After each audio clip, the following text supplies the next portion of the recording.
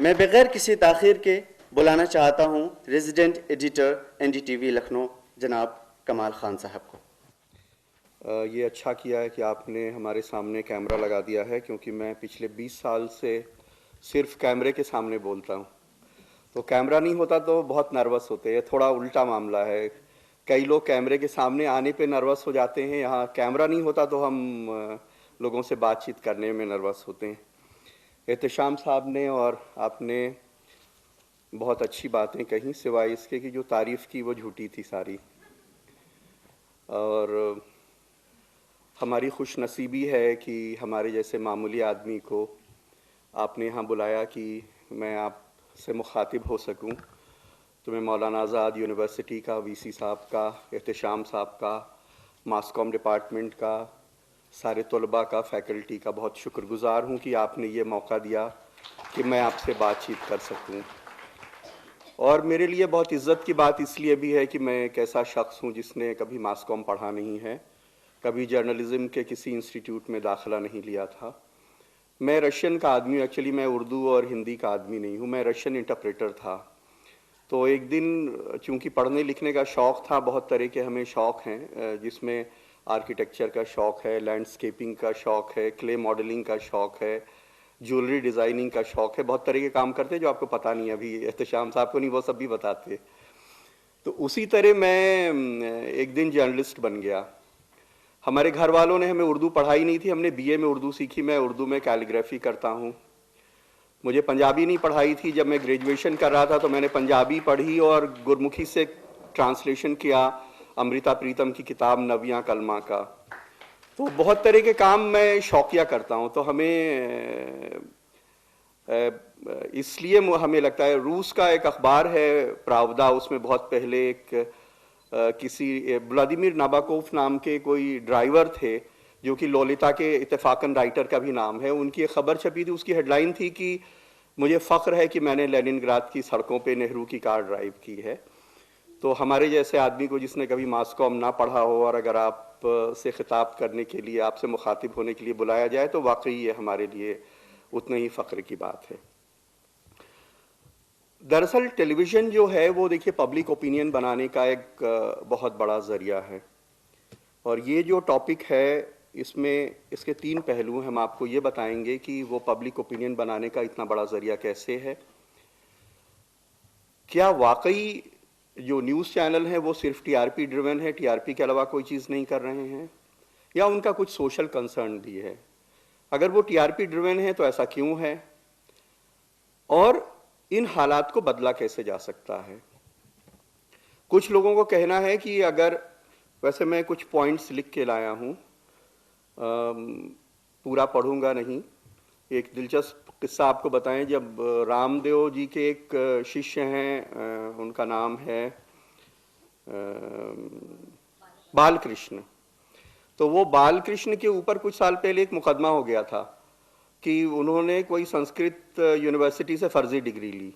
तो वो थोड़े दिन फरार वरार थे, कुछ केस चल रहा था। एक बार वो आए हरिद्वार में प्रेस कॉन्फ्रेंस करने के लिए, तो वो प्रेस कॉन्फ्रेंस लिख के लाए थे। हमारे एक दोस्त थे CNN IBN के, वो वहाँ उस प्रेस कॉन्फ्रेंस में मौजूद थे। तो उन्होंने पूरी प्रेस कॉन्फ्रेंस पढ़ी। उस प्रेस कॉन्फ्रेंस में वो काफ़ी रोने भी लगे थे बीच में। और जब प्रेस कॉन्फ्रेंस ख़त्म हुई तो वो उठ के अचानक उनके सिक्योरिटी के लोगों ने उनको घेरे में ले लिया और उनको लेके फ़ौरन चले गए। तो हमारे जो दोस्त थे वहाँ मौजूद, वो गए, जो लिख के लाए थे प्रेस कॉन्फ्रेंस, वो कागज़ वहाँ रखा हुआ था। तो उन्होंने उसको पढ़ा तो बाकी सब कुछ ठीक था, लेकिन बीच में लिखा हुआ था मोटे फॉन्ट में कि यहाँ ज़ोर से रोना है। तो अभी हमारी वो हालत नहीं है कि हम रोने के लिए लिख के ले आएँ, लेकिन कुछ पॉइंट्स लिख के लाया हूँ। आपसे इजाज़त चाहेंगे, इसको पढ़ेंगे भी। देखिए, पब्लिक ओपिनियन बनाने में न्यूज़ चैनल्स का बहुत बड़ा रोल है। और कुछ लोगों का कहना है कि अगर आज़ादी के लड़ाई के टाइम पे ये जो 400 साढ़े 400 न्यूज़ चैनल हैं हिंदुस्तान में, अगर ये रहे होते तो अंग्रेज़ बहुत पहले इस मुल्क को आज़ाद करके भाग जाते, क्योंकि हम बहुत बड़ा रोल उसमें अदा करते हैं। और लेकिन आजकल हम लोग हेट सिंबल हैं। सारे लोग गाली दे रहे हैं न्यूज़ चैनल को, जहाँ भी जाते हैं लोग बुरा भला कह रहे हैं। उनको लगता है कि ये बिके हुए लोग हैं, कोई शराब पिला देता है, शराब पी के खबर लिख देते हैं, घूस दे देता है, घूस लेके खबर लिख देते हैं, भूत दिखाते हैं, प्रलय दिखाते हैं, तरह तरह की फर्जी भविष्यवाणियाँ दिखाते हैं। हमारी एक दोस्त हैं सुनीता आयरन, वो हिंदुस्तान टाइम्स की सीनियर रेजिडेंट एडिटर हैं, 2-3 स्टेट्स के हिंदुस्तान टाइम्स की हेड हैं। 1-2 साल पहले हम उनके फार्म हाउस पे गए हुए थे, तो वहाँ पे एक खाना था वहाँ पे, तो एक ब्रिगेडियर साहब थे आर्मी के, और वो बहुत बुरा भला कह रहे थे हम लोगों को। तो वो बता रहे थे बाकायदा कि एक चैनल ने दिखाया कि कैसे मिक्का ने राखी सावंत को किस किया, और बाकायदा वो मुंह गोल करके मुंह से आवाज़ निकाल निकाल के किस करने का तरीका बता रहे थे कि कैसे किस किया। हमने उनसे कहा कि सर आप तो बहुत पवित्र आदमी हमें लगते हैं, आपने ये देखा क्यों? जेनिथ रेडियो कॉरपोरेशन ने 1950 में रिमोट का इजाद इसीलिए किया था कि आप जैसे अच्छे लोग Sanskar TV, Aastha channel, peace TV, god TV ये सब देखें और ये ना देखें। चैनल किस लिए, रिमोट किस लिए बना है? तो अभी क्या है कि हर सोशल गैदरिंग में मॉरल हाई पॉइंट लेकर के वो सारे लोग जो खुद घूस लेते हैं, जिनकी पूरी ख़ानदान घूस लेती है, जो दुनिया के हर गलत काम करते हैं, वो टीवी चैनल को गाली देते हुए नज़र आते हैं, क्योंकि एक फैशन है टीवी चैनल को गाली देना।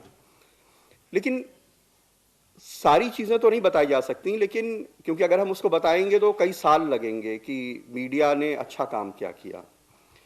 कुछ चीज़ें हम आपको बताते हैं।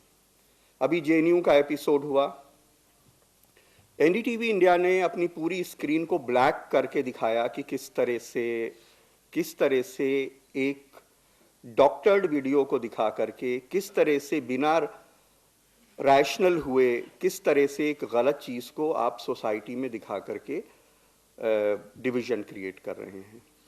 ABP न्यूज़ चैनल पे किशोर आजवाणी एक एंकर हैं, उन्होंने एक प्रोग्राम किया जिसमें स्क्रीन के ऊपर उन्होंने दिखाया वो जो नारे लग रहे थे, हिंदुस्तान के टुकड़े होंगे इंशाअल्लाह इंशाअल्लाह, उनका कहना था कि ये जो स्क्रीन है इसमें रात का शूट है, थोड़ा लॉन्ग शॉट है, जो लोग हाथ उठा रहे हैं ये कम लग रहे हैं, लेकिन जो आवाज़ है वो बहुत ज़्यादा है, जो आवाज़ है वो बहुत ज़्यादा, हिंदुस्तान के टुकड़े होंगे इंशाअल्लाह इंशाअल्लाह। कहीं ऐसा तो नहीं है कि ये ऑडियो अलग से डाला गया हो, कहीं ऐसा तो नहीं है कि JNU में ही बहुत ऐसे स्टेट्स के लोग पढ़ते हैं जहाँ पे अलगाववादी आंदोलनों का बहुत असर है, चाहे वो नॉर्थ ईस्ट के हों, चाहे वो कश्मीर के हों।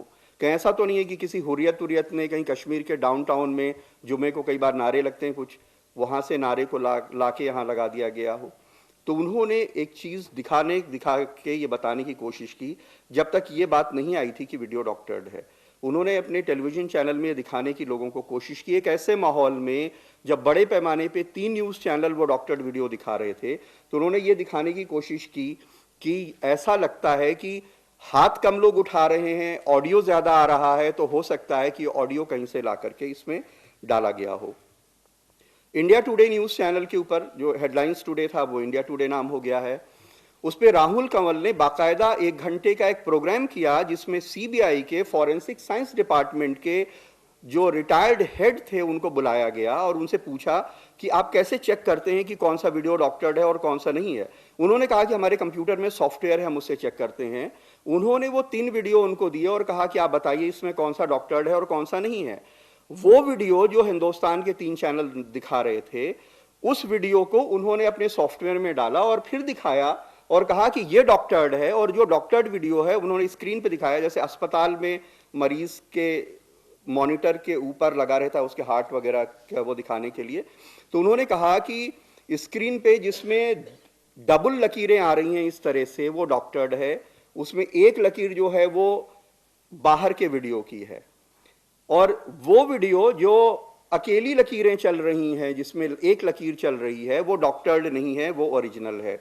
ये JNU के केस में दिखाया उन्होंने।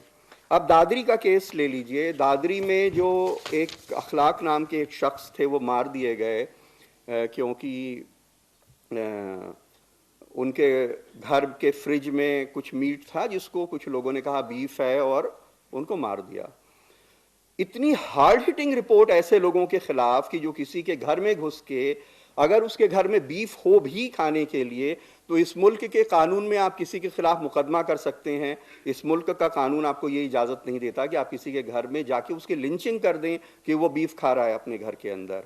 इसके खिलाफ हिंदुस्तान के सारे न्यूज़ चैनल्स ने, एक भी न्यूज़ चैनल ऐसा नहीं था, उन लोगों ने भी जिन्होंने JNU के मामले में तमाम डॉक्टरेट खबरें दिखाई, उन सारे न्यूज़ चैनल्स ने भी बहुत पॉजिटिव न्यूज़ दिखाई, बहुत बहुत ज़्यादा पॉजिटिव न्यूज़ दिखाई। गुजरात रॉयट तो 2002 में हुए थे। NDTV आज तक कुछ बहुत बड़े लोगों के यहाँ बैन है, वो अभी भी NDTV को इंटरव्यू नहीं देते। पिछले चुनाव में उन्होंने नहीं दिया था और बहुत सारे लोगों के यहाँ वो ये इंडियन एक्सप्रेस का इतना अच्छा रोल था उस टाइम पे, पूरी सीरीज उन्होंने दंगों के बारे में चलाई कि कैसे एक स्टेट ने उसमें रोल अदा किया दंगे कराने में। बहुत सारे लोग जो थे, आप दिल्ली रेप केस देखिए, ये 6 दिसंबर 2012 को दिल्ली के रेप केस हुआ। महिलाओं के ऊपर हुए अपराध के सिलसिले में ये हिंदुस्तान में मीडिया का सबसे बड़ा रोल दिल्ली में, जो निर्भया दामिनी जिसको नाम दिया गया जिस लड़की को, और ये मीडिया एक्टिविज्म की सबसे बड़ी मिसाल थी कि वो बच्ची एक पोर्टर की बच्ची थी जिसकी खबरें इस मुल्क के 82,000 अखबारों और 400-450 न्यूज़ चैनलों ने बिल्कुल अपने घर की खबर की तरह दिखाई। और एक सर्वे हुआ जिसके मुताबिक उस वक्त हर अखबार ने कम से कम 9 स्टोरीज दिखाई। हिंदुस्तान के मालूम नहीं कितने टेलीविजन चैनल्स हैं जिन टेलीविजन चैनल्स ने ऐड को हटा करके वो खबरें दिखाई जो लाखों करोड़ों रुपए के ऐड होते हैं, ऐड ब्रेक हटा करके वो खबरें दिखाई हिंदुस्तान में।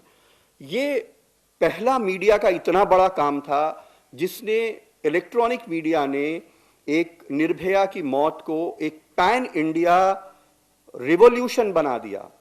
ये पहला पैन इंडिया एजिटेशन था। आजादी की लड़ाई के बाद हिंदुस्तान में कोई एजिटेशन ऐसा नहीं हुआ है जिसमें 3 पीढ़ियां सड़कों के ऊपर कश्मीर से लेकर कन्याकुमारी तक लड़ रही हो रेप के कानून को बदलवाने के लिए, और रेप का कानून बदल दिया गया। वो लड़की जिस दिन उसकी डेथ हुई है सिंगापुर में, ये मीडिया ने वो आंदोलन क्रिएट किया सरकार के ऊपर कि एक पोर्टर की बेटी का इलाज कराने के लिए एयर एम्बुलेंस से गवर्नमेंट ऑफ इंडिया ने उसको सिंगापुर भेजा इलाज कराने के लिए, और जिस दिन उस लड़की की मौत हुई है उस दिन हिंदुस्तान के किसी न्यूज चैनल में उसके अलावा कोई खबर नहीं थी। UN सेक्रेटरी जनरल ने उसके लिए कॉन्डोलेंस मैसेज भेजी। दुनिया के 8 मुल्कों के राजदूतों ने कॉन्डोलेंस मैसेजेस भेजी गवर्नमेंट ऑफ इंडिया को और उसके परिवार को। ये जो मूवमेंट क्रिएट किया था ये हिंदुस्तान के उसी टेलीविजन चैनलों ने क्रिएट किया था। उसके बाद कानून बदल गया, जस्टिस JS वर्मा कमीशन बनाया गया और जस्टिस JS वर्मा कमीशन से ने राय मांगी लोगों से कि आप हमें राय दीजिए कि रेप को लेकर के कानून कैसे सख्त होने चाहिए। आप सोचिए कि जिस मुल्क में इतने इंडिफरेंट लोग रहते हैं, 80,000 लोगों ने JS वर्मा कमीशन को लिख के भेजा है कि वो किस तरह का कानून चाहते हैं औरतों की हिफाजत के लिए। हिंदुस्तान के 8 स्टेट्स ने अपने आप जो महिलाओं के प्रति अपराध है उनके कानून को अलग अलग तरह से बदला। 8 स्टेट्स ने उसको बदल दिया। ये इतना बड़ा मूवमेंट जो चलाया ये इसी न्यूज़ टेलीविजन चैनल ने चलाया है। उन लोगों ने भी जो कन्हैया के रोल पे कुछ डिवीजन कर रहे हैं, तो बिल्कुल ऐसा ब्लैक एंड वाइट जैसा नहीं है कि सब कुछ काला है या कब सब कुछ सफ़ेद है। अब देखिए जेसिका लाल मर्डर केस, उसका मिसाल हम आपको देना चाहते हैं। 30 अप्रैल 1999 को जेसिका लाल का मर्डर हो गया। आप लोग सब लोग मेरे ख्याल से जानते होंगे, हमें बताने की ज़रूरत नहीं उसके बारे में। अक्यूज्ड कौन थे? मनु शर्मा थे जो विनोद शर्मा के बेटे हैं, और विकास यादव थे जो DP यादव MP रहे हैं, उनके बेटे हैं। 7 साल के बाद 21 फरवरी 2006 को सारे लोग एक्विट हो गए, बरी हो गए, सारे लोग बाइज्जत बरी हो गए। उनके खिलाफ कोई सबूत नहीं था। टाइम्स ऑफ इंडिया ने 22 फरवरी 2006 को एक हेडलाइन लगाई, नो वन किल्ड जेसिका, जिसके ऊपर बाद में एक फिल्म बनी है। NDTV ने 25 फरवरी 2006 को एक कैंपेन लॉन्च किया, फाइट फॉर जेसिका कैंपेन, और उन्होंने अनाउंसमेंट किया कि आप 6388 के ऊपर आप हमें SMS भेजिए कि आप चाहते हैं कि इस केस को रीओपन किया जाए। 2 लाख लोगों का SMS लेकर के Prannoy Roy, president of India, जो अब्दुल कलाम साहब थे, उनसे जाके मिले। अगर आप लोगों ने no one killed Jessica film देखी होगी तो उसमें देखा होगा प्रणव रॉय की तरह के एक शख्स हैं जो अब्दुल कलाम जैसे एक शख्स हैं, उनको जाके वो रिप्रेजेंटेशन दे रहे हैं। वो केस रीओपन हुआ और सारे लोगों का कन्विक्शन हुआ। एक दो नहीं लाखों ऐसे मामले हैं, एक दो नहीं लाखों ऐसे मामले हैं हिंदुस्तान में जो सिर्फ इसलिए वर्कआउट होते हैं, सिर्फ इसलिए होते हैं कि वो टेलीविजन चैनल्स का उसमें बहुत बड़ा रोल होता है, पॉजिटिव रोल होता है। लेकिन अब वो न्यूज़ को ड्रामा क्यों बना रहे हैं? है क्या कि मार्केट फोर्सेस बहुत सारी चीज़ें तय करती हैं। जिस आदमी ने 500 करोड़ रुपए लगा करके एक न्यूज़ चैनल लॉन्च किया है, उसको एडवर्टीजमेंट की ज़रूरत होती है और ऐड मिलता है टीआरपी से कि आपकी टीआरपी कितनी आती है, और हार्ड न्यूज़ को टीआरपी नहीं मिलती। आप देखिए टीआरपी किस चीज़ की आती है? टीआरपी आती है सेक्स की, बिजार चीज़ों की, थ्रिल की, ड्रामा की, चौंकाने वाली चीज़ों की, क्राइम की, जो रिकंस्ट्रक्शन क्राइम का करते हैं, हम देख लीजिए इस शख्स को पहचान लीजिए, या उसकी भी टीआरपी आती है जो तमाम यूट्यूब से लेकर के कि कोई एक कार आ रही है और एक छोटा सा बच्चा था, उसके ऊपर से कार निकल गई और बच्चा लेटा हुआ है, फिर भी वो जिंदा बच गया, जिसमें आपको अचंभा होता है। तो आदमी रुक करके उसको देखता है कि ये क्या हो रहा है। कई न्यूज़ चैनल है वो आधे आधे घंटे के प्रोग्राम इसके दिखाते हैं। एक न्यूज़ चैनल है उसमें एक फिक्स है आफ्टरनून में वो प्रोग्राम दिखाना। टीआरपी किसकी आती है? दाती महाराज जो भविष्य बताते हैं, टैरो कार्ड रीडर, क्योंकि इंसान बहुत डरा हुआ है, खुद एतमादी नहीं है, अपने ऊपर भरोसा नहीं है, कर्म के ऊपर कोई भरोसा नहीं आज आदमी को कि हम दुनिया बदलेंगे, ये नहीं है। वो तो कह रहा है कि उसकी किस्मत किसी ने लिख दी है। तो वो डरा हुआ इंसान जो है वो देखता है कि आप फला कृष्ण पक्ष में, शुक्ल पक्ष में यहाँ जाएं, दूध बरगद के पेड़ के नीचे रख दीजिए और काली बकरी दान करो, फिर आप अब फला तारीख में गर्भ रक्षा के प्रति सावधान रहें तो नौकरी मिलेगी, नहीं मिलेगी, लड़की की शादी होगी, नहीं मिलेगी। पाकिस्तान में तो इस्तिखारा भी देखते हैं न्यूज़ चैनल, लाइव वहाँ दिखाते हैं। तो ये डरा हुआ इंसान जो है, जब आदमी डरता है तो कहाँ जाता है? वो मौलाना के शरण में जाता है, नेता के शरण में जाता है। तो टीवी ने उसको शरण दी हुई है। वो डरा हुआ आदमी जो है वो देखता है कि मेरा भविष्य क्या है, क्योंकि उसको अपने ऊपर तो कोई यकीन है नहीं कि हम अपना भविष्य बनाएंगे। तो वो क्या, ये बहुत डिबेटेबल टॉपिक है भविष्य का। आप देखिए वास्तु जो हैं तमाम दिल्ली में, लखनऊ में और शायद हैदराबाद में होंगे, पतली पतली गलियों में इतने व्यापारी लोग रहते हैं जो करोड़पति अरबपति हैं और किसी का घर वास्तु से नहीं बना है। इस दुनिया में हर 5वां आदमी मुसलमान है, क्योंकि 23% आबादी मुसलमानों की है। उनके घर में कोई कुंडली नहीं मिलाई जाती है, फिर भी वो जिंदा हैं, वो मरते नहीं हैं। ऐसा नहीं हो रहा शादी के बाद मर गए, उनके यहाँ पता ही नहीं कौन मंगली है कौन मंगला है। तो ये डिबेटेबल है, अब किसी का यकीन हो सकता है उसके ऊपर, लेकिन एक बड़े समाज का उसके ऊपर यकीन है। इसलिए जो दाती महाराज एक बाबा आते हैं जिनकी काली और सफेद दाढ़ी है, 70% टीआरपी आती है उसकी। आप बुंदेलखंड में किसानों के सुसाइड दिखाएंगे तो 1%, 2%, 3% आदमी देखता है, लेकिन वो डरा हुआ जो हुजूम है वो उसको देखता है, उसकी 70% टीआरपी आती है। ऐसे ऐसे लोग जो हम उनको जानते हैं, पहले पैदल लखनऊ में घूमते थे, एक न्यूज़ चैनल में हमारे दोस्त हैं, वो उनको ले गए, उनको ब्रोकेट की बड़ी सी चोगा पहनाया, उनको बड़े बड़े सब माला वाला पहना दिए, हाथ में ही पहना दिया, तिलक लगा दिया, उनको अजीब जादूगर जैसी शक्ल बना दी। हिंदुस्तान में ऐसे पंडित आपने देखे जैसे टीवी में आते हैं भविष्य बताने के लिए, वो कहीं नहीं मिलते, वो सिर्फ टीवी चैनल में ऐसी हुलिया वाले मिलते हैं। वो उनको अट्रैक्टिव बनाते हैं कि आदमी बिल्कुल आतंकित होकर के देखे कि ये बहुत बड़े ज्ञाता हैं, इसने ब्रोकेट की भी ये पहन रखी है, ऐसे ऐसे बोल रहा है। उसकी टीआरपी सबसे ज्यादा आती है। सास बहू और साजिश की टीआरपी सबसे ज्यादा आती है। सास बहू और बेटियां की, ये सीरियल है, उसमें ड्रामा होता है। वो दोपहर के टाइम पे आफ्टरनून में दिखाया जाता है, जब सारी औरतें खाना वाना बना के फारिग हो जाती हैं तो वो बैठ के सास बहू साजिश न्यूज़ चैनल में भी लगा के देखती है, तो उससे न्यूज़ चैनल की टीआरपी आती है। क्राइम को आप जो ग्लोरीफाई करते हैं, जब आप उसका रिकंस्ट्रक्शन कर करके दिखाते हैं तो उसकी टीआरपी बहुत ज्यादा आती है, उसको लोग देखते हैं। सेक्स से रिलेटेड खबरें जो हैं उसकी टीआरपी बहुत ज़्यादा आती है। कुछ न्यूज़ चैनल हैं, अभी कनाडा के एक न्यूज़ चैनल में कनाडा के किसी शहर के मेयर का इंटरव्यू हो रहा था, तो उनकी एंकर ने कुछ जिद्दत पैदा करने के लिए अपने कपड़े उतार दिए मेयर का इंटरव्यू करते हुए, उनकी टीआरपी बहुत आई। एक आध न्यूज़ चैनल है उसमें जो महिला एंकर है वो न्यूज़ कवर करते हुए कपड़े उतार देती हैं। ये ऐसा होता है, तमाम जगह दुनिया में ऐसा होता है, ऐसा भी होता है। उनकी टीआरपी बहुत ज़्यादा आ जाती है। और देखिए जो टैबलॉयड जर्नलिज्म है, इसको हम टैबलॉयड जर्नलिज्म कहते हैं, चाहे वो प्रिंट का टैबलॉयड जर्नलिज्म हो, चाहे टेलीविजन का टैबलॉयड जर्नलिज्म हो, वो सारी दुनिया में सबसे ज्यादा देखा जाता है। ये ह्यूमन नेचर है इस तरह की चीजों को देखने का।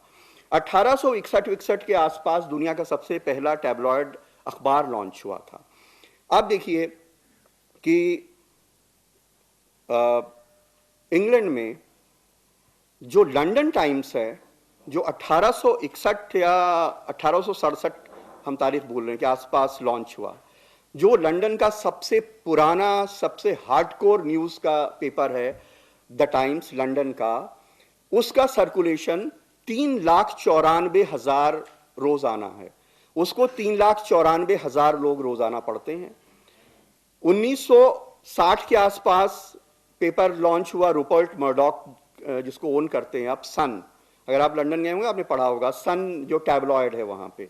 सन रोजाना बिकता है 24 लाख कॉपी, 24 लाख कॉपी। दैनिक जागरण वालों को कहना है कि एक अखबार को 10 आदमी पढ़ते हैं। लंदन जैसी पॉपुलेशन जो 6 करोड़ के आसपास, 6.25 करोड़ के आसपास है, अगर उस पेपर को 10 आदमी पढ़ें तो आप सोचिए कि कितने लोग वहां लंदन जैसी सिविलाइज्ड सोसाइटी में एक टैबलॉइड न्यूज़पेपर को पढ़ते हैं। तो लंदन जैसी सिविलाइज्ड सोसाइटी में भी एक टैबलॉइड न्यूज़पेपर और एक हार्डकोर अखबार के बीच में 18 लाख कॉपीज पर डे का गैप है। 18 लाख कॉपीज लंदन जैसी सिविलाइज्ड सोसाइटी में 18 लाख कॉपीज का गैप है एक टैबलॉइड न्यूज़पेपर में और एक जो हार्डकोर न्यूज़पेपर है। इसी तरह टेलीविजन में है। अगर आप यूएस जाएं, वहां पे फॉक्स न्यूज़ देखिए, तो फॉक्स न्यूज़ की जो टीआरपी है वो सीएनएन और बीबीसी की टीआरपी से कई गुना ज्यादा आती है। फॉक्स न्यूज़ बहुत ज्यादा देखा जाता है क्योंकि वो टेलीविजन का टैबलॉइड वर्जन है। उसमें एक शो आता है द ओ रैली फैक्टर, उसके एंकर हैं बिल ओ रैली। अगर आप उनका शो देखेंगे तो वो चिल्लाते हैं, this is undiluted bullshit, you are a bloody, this is bloody shit, you are a bloody liar, जोर जोर से चिल्लाते हैं। हिंदुस्तान के कुछ चैनल्स ने उनकी कॉपी की है। वो बिल ओ रैली के इंडियन वर्जन है, वो बिल ओ रैली के भारतीय संस्करण है, ये ओरिजिनलिटी नहीं है। क्योंकि चीखने की टीआरपी सबसे ज्यादा आती है। अगर आप सड़क पे, चौराहे पे जाएं और कोई चीख रहा हो जोर जोर से, तो आप अचानक कार रोक के खिड़की में से मुंह निकाल के देखेंगे कौन चीख रहा है, क्या बात है। आप देखते हैं कहीं एक जगह 4 लोग सिर झुका के खड़े हो जाएं तो 100, 200, 500 गाड़ियां खड़ी हो जाती हैं। लोग आके देखने लगते हैं कि ये क्या कर रहा है, क्या देख रहा है। तो चीखने की टीआरपी बहुत आती है। तो वो चाहे जो तब शुरू किया गया हो, देख लीजिए इस शख्स को, वो जो चीख चीख के एंकरिंग करते हैं। तो बहुत सारे लोग, आप एंकर देखिए, अब वो क्या करने लगे हैं, उनको लगता है चीखने से भी वो गर्मी नहीं आ रही स्क्रीन पे, तो वो फ्लेम्स निकालते हैं। एनिमेटेड फ्लेम्स टीवी के चैनल पे से निकलती रहती, आग निकाल रहे हैं। क्योंकि अब वो पाकिस्तान के ब्रिगेडियर आए हैं, किसी फौजी का हिंदुस्तान के सिर कलम कर दिया गया। अब वहाँ एक एंकर है, वो चिल्ला रहे हैं कि उनके यहाँ एक हिंदुस्तानी, कोई भरत वर्मा, कोई ब्रिगेडियर बख्शी, मारूफ रजा, कोई बैठे हुए हैं वहाँ पे। आपको पता है कि ये जितने डिफेंस एनालिस्ट हैं, ये किसी हथियार बेचने वाली कंपनियों के ये एजेंट हैं, होते हैं, ये लाइजनिंग का काम करते हैं।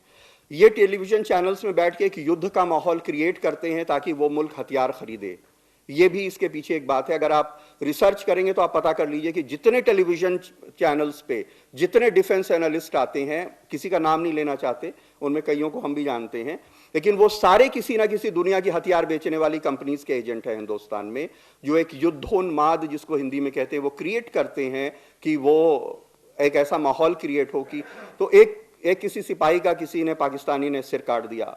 अब वो यहाँ के कोई डिफेंस एनालिस्ट चिल्ला रहे हैं कि हम उनके एक का सिर काटा है, हम 10 का सिर कलम कर देंगे। एंकर इतनी गर्मी में है, लगता है कि अभी सरहद। दूसरी बड़ी बात यह है कि वो बेचारा गाली हम उसको दिलवा रहे हैं, तो उसको गाली सुनने की भी फीस मिलती है। उसका दुबई में अकाउंट है, उसको पैसा ट्रांसफर हो जाता है। $500 हम देते हैं पाकिस्तान के ब्रिगेडियर को गाली सुनने के लिए। तो हम एक मुल्क में माहौल ऐसा क्रिएट करते हैं कि आदमी बैठ के देखता है कि अरे क्या बहादुर लोग हैं यार, कितने देशभक्त हैं। देखो, कह रहे एक सिर कलम कर देंगे, एंकर लग रहा अभी कूद जाएगा, बॉर्डर क्रॉस करके मार देगा उनको जाकर के। तो ये चीखने की टीआरपी आती है। इसलिए ये बिल ओ रैली का जो शो है, द ओ रैली फैक्टर, उसकी वजह से इसको किया जाता है। तो ये वजह है कि जो टीआरपी है वो इन चीज़ों की आती है। तो इसकी वजह से न्यूज़ चैनल ये सब करते हैं। हम आपको ये बताना चाहते थे। टीआरपी का भी ट्रेंड बदलता रहता है, और अफसोस की बात यह है कि आप लोग वो खबरें अच्छी नहीं देखते जिसकी वजह से अच्छे चैनल्स की टीआरपी आए। हमारे एक दोस्त हैं, हमें एक नेशनल अवार्ड मिल रहा था दिल्ली में, तो वो उनको बेस्ट करंट अफेयर शो का अवार्ड मिला। तो अवार्ड लेने के बाद उन्होंने हमसे कहा कि कमाल तुम्हें पता है कि मेरा, उनको जूरीज का अवार्ड था, पब्लिक का नहीं। जूरीज ने हिंदुस्तान के सबसे बड़े दिमाग बैठे और उनका शो देखा, हिंदुस्तान के तमाम शोज देखे और उनको बेस्ट करंट अफेयर शो का अवार्ड दिया। तो उन्होंने हमसे कहा कि कमाल तुम्हें पता है कि मेरा शो सबसे ज्यादा कब देखा गया? तो हमने कहा कब देखा गया? तो उन्होंने, हमने पूरा टीआरपी ट्रेंड जो है मॉनिटर होता है। पब्लिक सोचती है कि ये न्यूज़ चैनल वाले अनपढ़ टाइप लोग हैं, ये अनशंट दिखा रहे हैं, अगर ये पढ़ लिख लेंगे तो अच्छी चीज़ दिखाएंगे। ऐसा नहीं है। जिसने 500 करोड़ रुपए लगा करके एक न्यूज़ चैनल लॉन्च किया है, वो हिंदुस्तान के बेस्ट ब्रेन्स को हायर करता है। उसको पता है उसको क्या दिखाना, इसीलिए वो दिखा रहा है। वो जानबूझ के दिखा रहा है, उसलिए नहीं दिखा रहा है वो अनपढ़ है, वो मार्केट के लिए दिखा रहा है। तो टीआरपी एक एक सेकेंड मॉनिटर होती है। ये मॉनिटर होता है कि जब प्रणय रॉय ने बोला तो दुनिया में कितने लोगों ने देखा, जब रजत शर्मा बोल रहे थे तो दुनिया में कितने लोगों ने देखा, जब डी राजा बोल रहे थे तो कौन देख रहा था, जब संबित पात्रा बोल रहा था तो कितने लोगों ने देखा। एक एक सेकंड की मॉनिटरिंग होती है, आप इसको याद रखिए, आपको गलत नहीं बता रहे। एक एक सेकंड मॉनिटर होता है हर शो का। सास बहू और साजिश जैसा एक कोई प्रोग्राम था जो सीरियल्स के ऊपर था। एक बार एनडीटीवी ने कहा कि हम सीरियल, कुछ लोगों की ये राय आई कि ये सीरियल भी खबरें हैं, सीरियल के बारे में भी खबर देना, तो हम ड्रामेटाइज करके नहीं दिखाएंगे लेकिन हम एक न्यूज़ बनाएंगे। उन्होंने 5 बजे एक स्लॉट रखा सीरियल के ऊपर एक न्यूज़ दिखाने का, 3 बजे पहले उसको रखा, 2:30 से 3 के बीच में, तो उसकी टीआरपी काफ़ी आई। उसके बाद उसको 5 बजे कर दिया गया, उसकी टीआरपी गिर गई, क्योंकि 5 बजे फिर औरतें बिजी हो गई अपने दूसरे कामों में जिनसे हमको टीआरपी लेनी थी, जो घरेलू औरतों से। तो एक एक सेकंड, आपको पता है टीआरपी कैसे आती है। सबसे आपका पसंदीदा कोई अगर एंटरटेनमेंट चैनल है, मान लीजिए आप सोनी बहुत देखा जाता है, बालिका वधू सीरियल मान लीजिए किसी प्यारा कलर्स पे, तो न्यूज़ चैनल वाले क्या करते हैं कि कलर्स के नीचे अपना चैनल लगवा देते हैं, क्योंकि आदमी कलर्स में जैसे ब्रेक होता है वैसे नीचे आता है तो उसको देखने लगता है, 1.5 मिनट देखा टीआरपी काउंट हो गया। ऐसे भी टीआरपी आती है। तो एक एक सेकंड मॉनिटर होता है। तो हमारे वो जो दोस्त थे जिनको नेशनल अवार्ड मिला बेस्ट करंट अफेयर्स प्रोग्राम का, उन्होंने हमसे कहा कि कमाल तुम्हें पता है कि हमारे प्रोग्राम की सबसे ज्यादा टीआरपी कब आई? तो हमने कहा कब आई? उन्होंने कहा एड ब्रेक में। ये कितने अफसोस की बात है कि हिंदुस्तान के बेस्ट दिमाग बैठ के जिस प्रोग्राम को best current affairs program of India का टाइटल देते हैं, अवार्ड देते हैं नेशनल, वो प्रोग्राम जो है हिंदुस्तान की जनता सबसे ज्यादा एड ब्रेक में तब देखती है जब लॉन्जरीज बेची जा रही होती हैं, जब कोई प्रोडक्ट बेचा जा रहा होता है, जब कोई खूबसूरत मॉडल अपने जिस्म का मुजाहरा कर रही होती है। उस प्रोग्राम को हिंदुस्तान की आवाम तब देखती है। और उसके बाद ब्रिगेडियर साहब गाली देते हैं हमको वहां पे खड़े होकर के एक प्रोग्राम में कि राखी ने मिक्का सावंत को किस किस तरह से किया। तो है क्या कि जो हार्ड न्यूज है उसकी टीआरपी एक न्यूज चैनल है आग निकालते हैं जो, उनके यहां क्या होता है कि वो अभी भी उनके यहां कहते हैं कि गुड लुकिंग लोग लाओ पैनल में। वो कहते हैं डी राजा को मत लाओ, डी राजा की टीआरपी नहीं आती, उसकी शक्ल अच्छी नहीं है। इकोनॉमिस्ट भी आना है तो कोई खूबसूरत इकोनॉमिस्ट लाओ कि जिसकी शक्ल लोग देखें।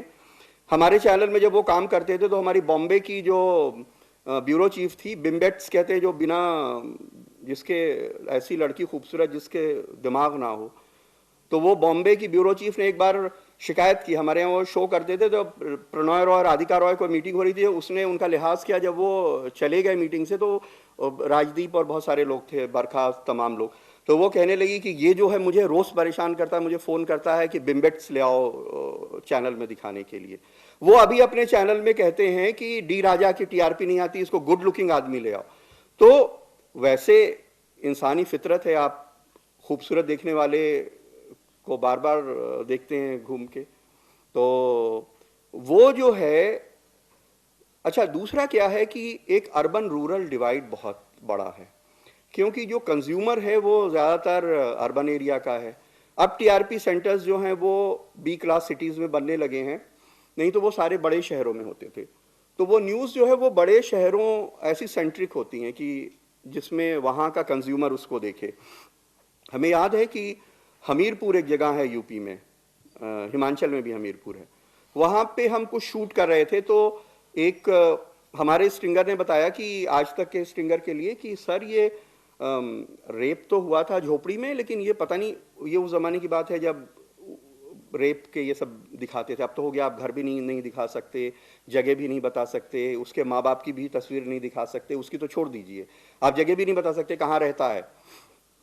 तब उस वक्त ये सब बंदिश नहीं थी। तो उन्होंने कहा कि वो रेप तो हुआ था झोपड़ी में, लेकिन वो बहुत बिल्डिंग को किसी की शूट कर रहा था तरह तरह से। तो हमने पूछा कि क्यों, तो वो कहने लगे कि मैंने उससे पूछा था, वो कह रहा है कि हम इसको अप मार्केट बना रहे हैं, क्योंकि गरीब औरत के साथ रेप हुआ, ये बिकेगा नहीं, तो हम इसको अप मार्केट कर रहे हैं ताकि ये न्यूज़ बिक जाए। तो ये अर्बन रूरल डिवाइड है जो टेलीविज़न चैनल के ऊपर इल्ज़ाम है। आप देखिए 15 अगस्त को जो पोंगल होता है, ये 15 जनवरी को ये साउथ का एक त्यौहार होता है, हार्वेस्ट फेस्टिवल। तो उसमें बहुत मशहूर जर्नलिस्ट हैं पी साईनाथ, उन्होंने एक ट्वीट क्या किया कि farmer commits suicide, Adani gets the loan.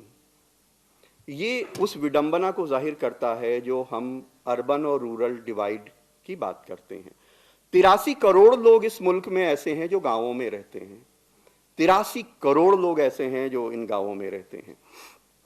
आप देखिए, जो पिछले साल अगस्त में लैक्मे फैशन वीक हुआ मुंबई में, उस लैक्मे फैशन वीक को हमने पता किया, कवर करने के लिए हिंदुस्तान से 512 जर्नलिस्ट गए। 512 लोगों ने लैक्मे फैशन वीक कवर किया। एक डेटा है सरकारी, जिसके मुताबिक 1995 से 2014 के बीच में 3 लाख किसानों ने खुदकुशी की। अगर इन सारी खुदकुशीज को जोड़ लिया जाए तो कंपैरेटिवली टीवी में उतनी भी इसकी कवरेज नहीं हुई, उतना स्पेस नहीं मिला जितना शीना बोरा मर्डर केस को मिला। इस मुल्क के 3 लाख किसानों ने 1995 से 2014 के बीच में खुदकुशी की है। ये गवर्नमेंट का डेटा है। जो पब्लिक के सोर्सेज हैं उसमें बहुत ज़्यादा है, लेकिन वो किसान की खुदकुशी जो है वो न्यूज़ नहीं बन पाती है, क्योंकि लोग उसको देखते नहीं। हम लोगों ने उसको बहुत दिखाया, लेकिन जब हम किसान की खुदकुशी दिखाते हैं तो कोई राखी मिक्का का किस करना देख रहा होता है, कोई लैक्मे इंडिया फैशन वीक देख रहा होता है, तो वो किसान की खुदकुशी जो है हिंदुस्तान में बड़ी खबर नहीं बन पाती। और चूंकि लोग देखते नहीं तो बहुत सारे टीवी चैनल्स उसको दिखाते नहीं। बुंदेलखंड में बहुत ज़बरदस्त कहत पड़ा था 4-5 साल पहले। हमने एक डॉक्यूमेंट्री बनाई, उस डॉक्यूमेंट्री के ऊपर हमें प्रेसिडेंट ऑफ इंडिया ने अवार्ड दिया। जब हम वो बनाने के लिए जा रहे थे, उसी टाइम वहाँ पे कांग्रेस का एक कन्वेंशन हो रहा था, कुछ चिंतन शिविर टाइप नाम था। दिल्ली से हमारे एक दोस्त जो एक बहुत तेज़ न्यूज़ चैनल में काम करते हैं, उन्होंने हमें फ़ोन किया कि मैं वहाँ जा रहा हूँ। तो हमने कहा हाँ, हम भी जाएंगे, हमें ड्राउट के ऊपर रिपोर्ट करनी है। तो उन्होंने कहा कि नहीं, जब मैं जा रहा था तो सबसे पहले मेरे चैनल हेड ने कहा है कि सिर्फ कांग्रेस कवर करोगे, भूख के ऊपर कोई खबर नहीं आनी चाहिए। ये अलमिया है, भूख के ऊपर खबर नहीं आनी चाहिए। आप भूख के ऊपर खबर देखिए ताकि भूख के ऊपर खबर दिखाने वाले भूख के ऊपर खबर दिखा सकें। तो उन्होंने कहा भूख के ऊपर खबर नहीं आनी चाहिए। उस डॉक्यूमेंट्री के ऊपर 2 बार प्रेसिडेंट ऑफ इंडिया ने हमको अवार्ड दिया, अशोका हॉल में जहां पद्मा अवार्ड मिलते हैं। वो डॉक्यूमेंट्री जब हमने बनाई तो दिल्ली से एक आदमी फूट फूट के रो रहे थे फोन के ऊपर, और हमसे कह रहे थे कि मैं पैसा देना चाहता हूं। हमारे ऑफिस के रिसेप्शन से एक फोन आया कि कोई साहब आए हैं, इनसे बात कर लीजिए, आपने कोई खबर बनाई उसके बारे में बात करना चाहते हैं। हमने उनको कहा फोन लाइन पे ले आइए। उन्होंने कहा मैं फला संस्था में काम करता हूं, मेरे पास 10 लाख रुपए का फंड है, मैं देना चाहता हूं, किसानों को आप बांटना चाहता हूं, आप मुझे दे दीजिए कि मैं पता बताइए, नाम बताइए। हमने वहाँ लेखपाल से उनके सबके नाम पते सब कुछ उनको दिलवाए ताकि वो जाकर के वो गरीब लोगों को पैसा दे पाएं। अभी बुंदेलखंड में हम लोग कवर कर रहे थे तो इतना इनजस्टिस है। अभी हम वीसी साहब को बता रहे थे कि वहाँ पे जितनी दूर आपके हॉल का कोना है, 3 लड़कियाँ आ रही थीं और वो साड़ी पहने हुए थीं कॉटन की। हम लोग यहाँ खड़े थे, हमारे साथ एक एक पंडित जी थे जो गांव के पूर्व प्रधान थे, तिलक विलक लगाए हुए। हमने देखा कि वो लड़कियां वहां से आ रही हैं और अचानक उन्होंने अपनी अपनी चप्पलें उतारी और उसको सिर के ऊपर रख लिया अपने, और सिर झुका के हमारे बगल से पास से चली गई। तो हमें समझ में नहीं आया कि ये कोई लोग चप्पल सिर के ऊपर कैसे रख सकते हैं। तो हमने, एक लड़का था यंग, उससे हमने पूछा कि इन लड़कियों ने चप्पल सिर पे क्यों रख ली अपने, क्योंकि सिर का तो बड़ा एहतराम है हर सोसाइटी में। अभी हम आपसे जिक्र कर रहे थे कि हमारे दोस्त हैं शायर खुशबीर सिंह शाद साहब, उनका एक शेर है कि ये तुम्हारा ताज नहीं हमारी पगड़ी है, ये सिर के साथ जाएगी, ये सिर का हिस्सा है। तो सिख कौम से लेके मुसलमानों तक में सिर का बड़ा एहतराम है। सिर पे चप्पल कोई रख के कैसे जा रहा है? तो उन्होंने कहा नहीं, ये नीच कौम है और ये पंडित जी हैं, तो यहाँ अलाउड नहीं है कि वो चप्पल पहन के जा सकें। तो वो आज 2016 में, ये पिछले महीने की बात है, वो सिर पे चप्पल रख के जाती हैं। हिंदुस्तान के गांवों में इस तरह की जो खबरें, हम, हो सकता है ये तो लोग देख लें, ये चौंकाने वाली खबर बहुत सारे लोगों के लिए हो सकती है, लेकिन तमाम जो भूख की खबरें होती हैं, ड्राउट की खबरें होती हैं, वो पब्लिक देखती नहीं, इसलिए टेलीविजन चैनल नहीं दिखाते।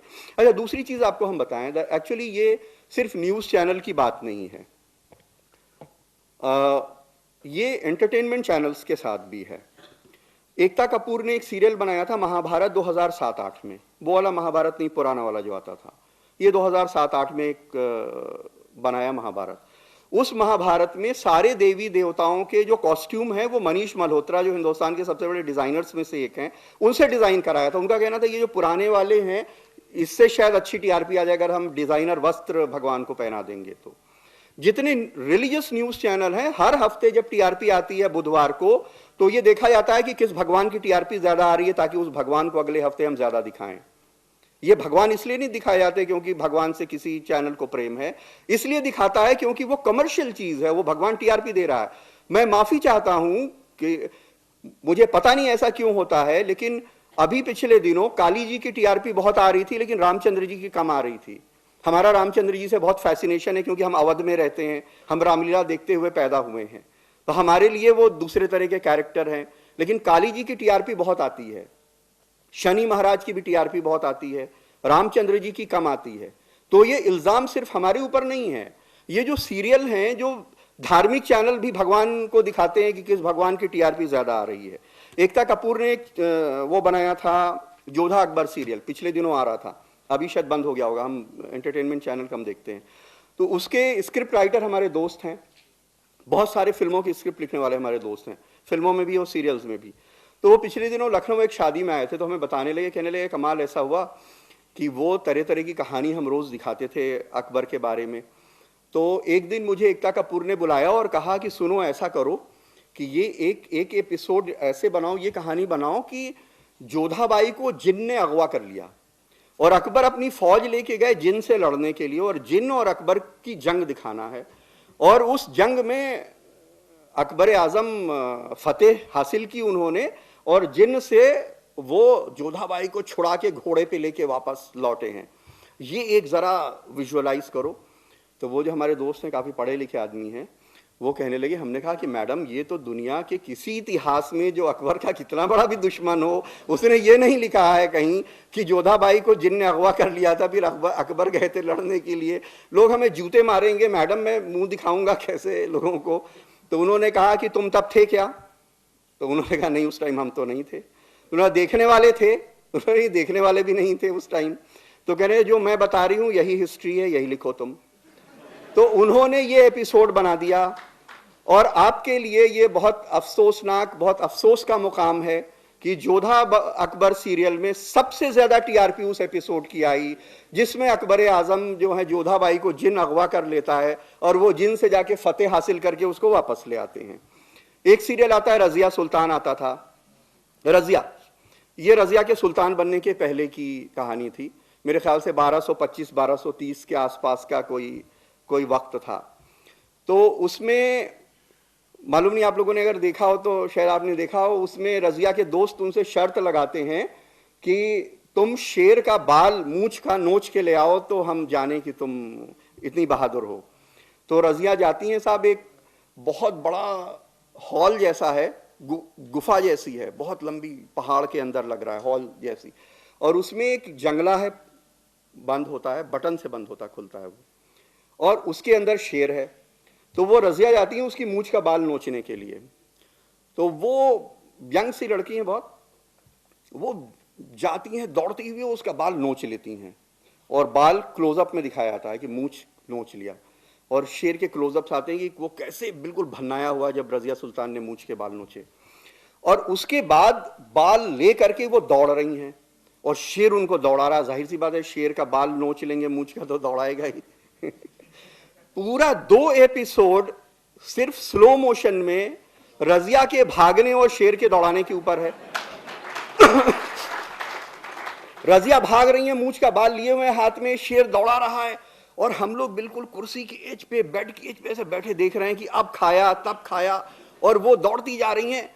और वो जब गुफा से बाहर निकलेंगी तो एक जंगला है बड़ा सा, पिंजड़े में जैसा ऊपर से बंद होता है ना, सलाख लगा हुआ, वो ऐसे गिरेगा ऊपर से, तब गुफा बंद होगी। तो अब वो अगर बाहर निकल जाएंगी बिना उसको बंद किए, और वो बंद होता है बटन से, और जो बटन है वो काफी दूर है, जंगला उस दीवार के पास है, बटन यहां पे लगा हुआ है, वो यहां दबाएंगी बटन तो वो जंगला बंद हो जाएगा। लेकिन अगर यहां बटन दबाएंगी, जंगला बंद हो गया तो शेर उनको खा जाएगा। इतनी जल्दी उनको बटन दबाना है और जंगला जब तक बंद हो तब तक उस जंगले में से भाग जाना है। तो वो स्लो मोशन में दिखाते हैं कि कैसे जंगला धीरे धीरे धीरे धीरे बंद हो रहा है, और रजिया बिल्कुल ऐसे ऐसे जा रही है, और हिंदुस्तान का हर आदमी हर औरत बैठा हुआ देख रहा है कि ये कहीं बंद ना हो जाए। और जब जंगला 1 फीट बचता है, 6 इंच बचता होगा, 8 इंच, तब दिखाते हैं कि रजिया जमीन में डाइव मारती हैं, और जब 20-25 फीट डाइव मार के वो जंगले से बाहर हो जाती हैं।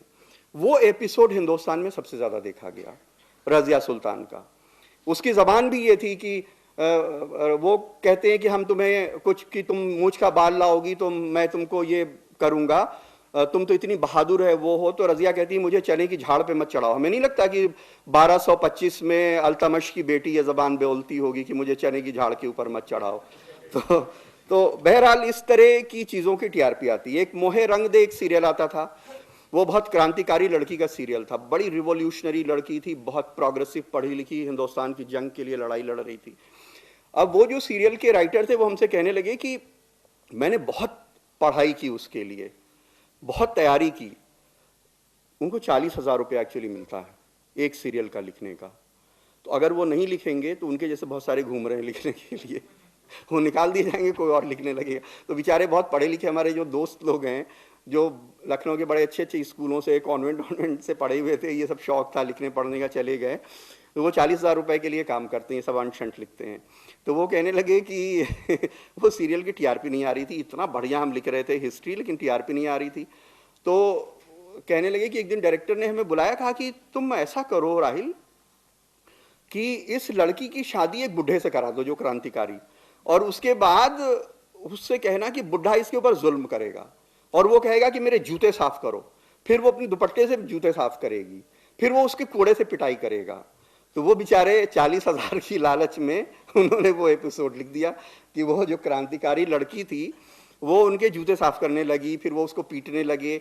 अब औरतें घर में बैठ के रो रही हैं कि देखो इतनी बड़ी इनकलाबी लड़की जो है बुढ़े से कैसे बेचारी की शादी कर दी और उसका कैसे जूते साफ करी, सबके आंखों से आंसू निकल रहे हैं। तो वो सीरियल उसके बाद काफी ज्यादा जो है वो हिट हो गया। देखिए है क्या, हर चीज मार्केट फोर्सेस तय करती हैं। एक जेआ फ्रैंकोआ रिवेल नाम के एक राइटर हैं जिन्होंने एक बहुत मशहूर किताब लिखी जो अमेरिका में छपी। उस किताब का नाम था without marks and Jesus the new American revolution has begin. ये बहुत मशहूर किताब हुई जो 1972 में ये किताब छपी थी, without marks and Jesus the new American revolution has begin. वो कह रहे हैं कि दुनिया में 2 सबसे बड़े इनकलाब, अगर मोहम्मद साहब को छोड़ दें तो 2 सबसे बड़ा इनकलाब लाने वाले मार्क्स और जीसस थे। जीसस क्राइस्ट एक ऐसा मजहब ले आए जिसको दुनिया में सबसे ज्यादा लोग मानते हैं, सबसे ज्यादा लोग ईसाई हैं, दुनिया में सबसे ज्यादा लोग उस मजहब को मानते हैं। और मार्क्स एक ऐसा रिवॉल्यूशन ले आए जिसने दुनिया को, जो कम्युनिज्म की एक इतनी बड़ी फिलॉसफी दी, पॉलिटिक्स से लेके फाइनेंस तक में। तो लेकिन वो कह रहे हैं कि अमेरिका में एक 1972 में वो रेवल बता रहे हैं कि एक नया रिवॉल्यूशन यूएस में शुरू हुआ है, जो रिवॉल्यूशन ना तो जीसस लाए हैं और जो ना मार्क्स लाया है। ये रिवॉल्यूशन किसका है? ये रिवॉल्यूशन मार्केट का है। ये रिवॉल्यूशन मार्केट का है, जिसमें वो बता रहे हैं कि अब मार्केट तय कर रही है कि तुम क्या पहनोगे, तुम क्या खाओगे, कौन सा ब्रांड पहनोगे, कौन से ब्रांड का खाना खाओगे, टेलीविजन में क्या देखोगे और टेलीविजन में क्या दिखाओगे। तो आज मार्केट तय करती है कि वो टेलीविजन में क्या देखेगा और टेलीविजन में क्या दिखाया जाएगा। ग्रुप एम का डेटा हम बहुत जल्दी में थे, ऐसे उठ के आगे वक्त नहीं मिला, नहीं अगर हम आपको लाते तो हम बताते कि ये जो पूरा एड स्पैन है हिंदुस्तान में, जिसमें प्रिंट मीडिया में अखबार हैं, मैगजीन है, डिजिटल मीडिया है जिसमें तमाम डिजिटल वेबसाइट्स हैं, टेलीविजन है, रेडियो है, सिनेमा का जो एडवर्टीजमेंट है, होर्डिंग है, ये जो पूरा एड स्पैन है, ये कितने हजार करोड़ का एडवर्टीजमेंट इसमें मिलता है। और उस एडवर्टीजमेंट के लिए हर किसी को अपना अपना शेयर चाहिए। अगर एनडीटीवी ने 500 करोड़ रुपए लगा करके एक चैनल लॉन्च किया है तो उनको इतना पैसा चाहिए कि ये जो सैकड़ों करोड़ रुपए चैनल के रनिंग की कॉस्ट आती है उसको निकाला जा सके। मिसाल के लिए हम आपको बताते हैं, जब इंडिया टीवी चैनल लॉन्च हुआ तो रजत शर्मा ने बहुत बढ़िया चैनल बनाया हार्ड न्यूज का। एक प्रोग्राम था आपकी अदालत जो वो खुद एंकर करते थे, एक प्रोग्राम था एक्सपोजे का जो तरुण तेजपाल, उस जमाने में तहलका की बहुत धूम थी, तरुण तेजपाल को दिया गया था एंकर करने के लिए। एक प्रोग्राम था वाइल्ड लाइफ के ऊपर जो मेनका गांधी जिसकी एंकर बनाई गई थी। एक प्रोग्राम था जो तमाम तरह के सब्जियों में मिलावट और इस तरह के, उसमें एक अनीता शर्मा बिष्ट एक उनकी सीनियर एंकर हैं, उनको दिया गया था वो एंकर करने के लिए। हिंदुस्तान के हर 100 किलोमीटर पे उन्होंने एक स्ट्रिंगर रखा था कि हर 100 किलोमीटर से उनका कहना था कि ये खबर आनी चाहिए दिखाने के लिए, क्योंकि उसका भी रिप्रेजेंटेशन होना चाहिए न्यूज में।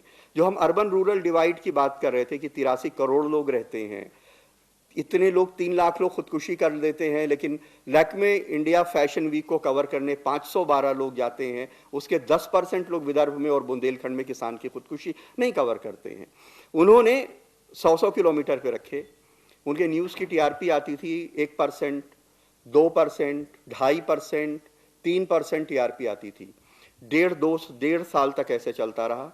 उन्होंने बहुत सारे जो इन्वेस्टमेंट किए थे, जब वो जी टीवी में काम करते थे, उनको काफ़ी पैसे मिले, वहाँ पे उस प्रोड्यूसर थे पूरे प्रोग्राम के और अदालत वहाँ पे बनाते थे। ज़मीनें वमीनें सस्ते ज़माने में ख़रीद ली थी जो बाद में बहुत करोड़ों रुपए की हो गई। उन्होंने अपनी ज़मीनें बेच के अपने एम्प्लॉयज़ को तनख्वाहें दी। तब तक आज तक न्यूज़ चैनल जो है इस रेस में आ गया था जिसमें बिना ड्राइवर की कार, पता नहीं आपने देखा याद है या नहीं, 3 घंटे दिखाया कि एक बिना ड्राइवर की कार चल रही है। घड़ियाल का रूट कनाल, घड़ियाल के दांत का रूट कनाल दिखा रहे थे। भूत दिखाना शुरू कर दिया था हिंदुस्तान में। ये ऑफ द रिकॉर्ड बात है क्योंकि हम किसी चैनल का नाम नहीं लेना चाहते थे। हिंदुस्तान में न्यूज को तिलस्म और ये सब बनाने में उनका पहला रोल है आज तक का। एक फंक्शन में अवार्ड मिल रहा था जिसमें हमें भी मिल रहा था और अरुण पुरी साहब प्रणॉय रॉय को दे रहे थे लाइफ टाइम अचीवमेंट अवार्ड। वहाँ से कोई उनसे पूछ रहा था कि आप ये सब क्यों दिखाते हैं, तो उन्होंने कहा कि ऐसा है, जब बच्चा जवान बूढ़ा बच्चा जो है जब बचपन से जवानी में कदम रखता है तो कई तरह की गलतियाँ करता है।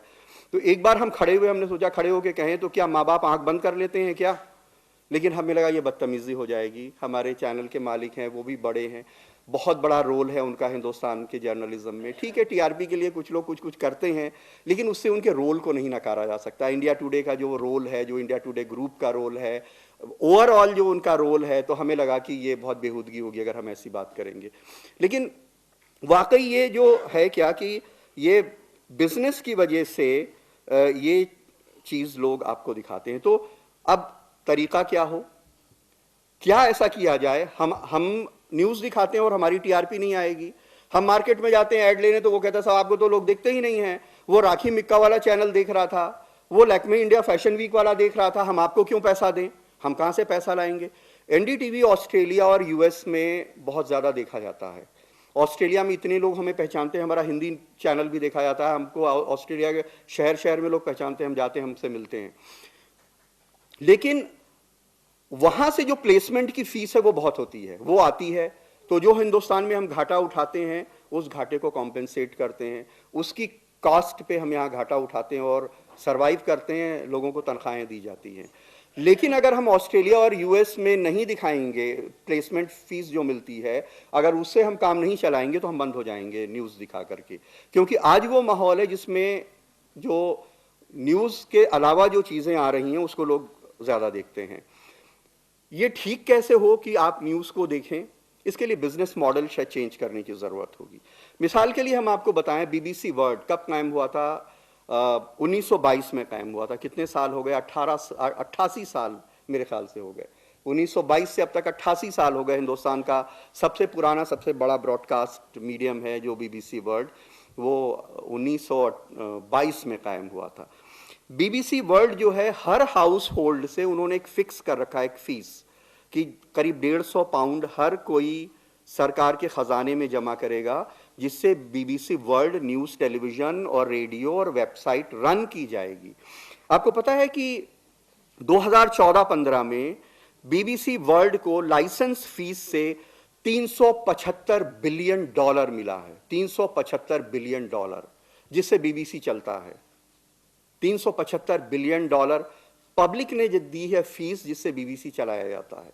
हिंदुस्तान के टेलीविजन को कोई पब्लिक फीस नहीं देती है, वो एडवर्टीजमेंट से चलता है।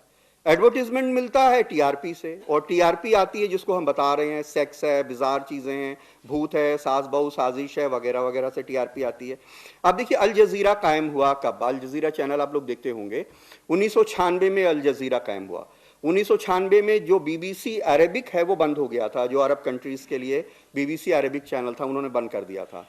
तो कतर ने अल जजीरा कायम किया। जो कतर के शेख हैं, उन्होंने 1996 में अल जजीरा चैनल को करीब 5 साल रन करने के लिए तकरीबन $150 मिलियन दिए।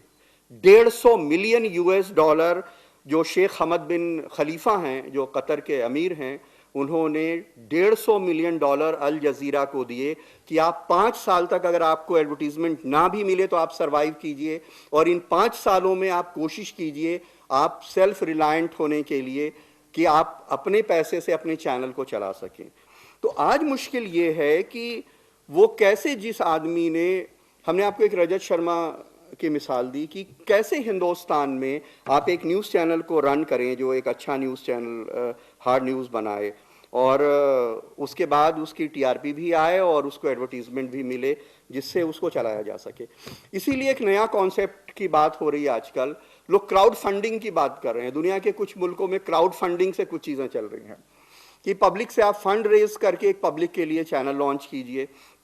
तो बहरहाल ये बहुत अभी वेग सा कॉन्सेप्ट है हिंदुस्तान में।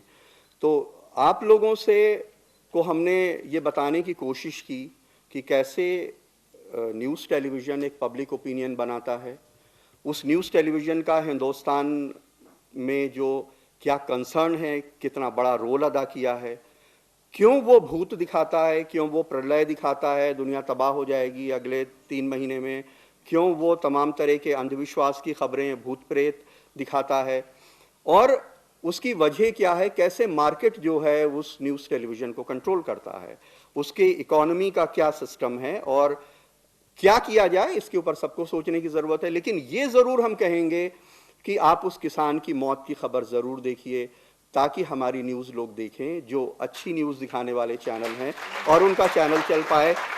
बहुत बहुत शुक्रिया। और दोबारा मैं कहूँगा कि आपने अपनी यूनिवर्सिटी में बुला के हमें जो इज़्ज़त दी, इसके लिए हम बहुत शुक्रगुज़ार हैं।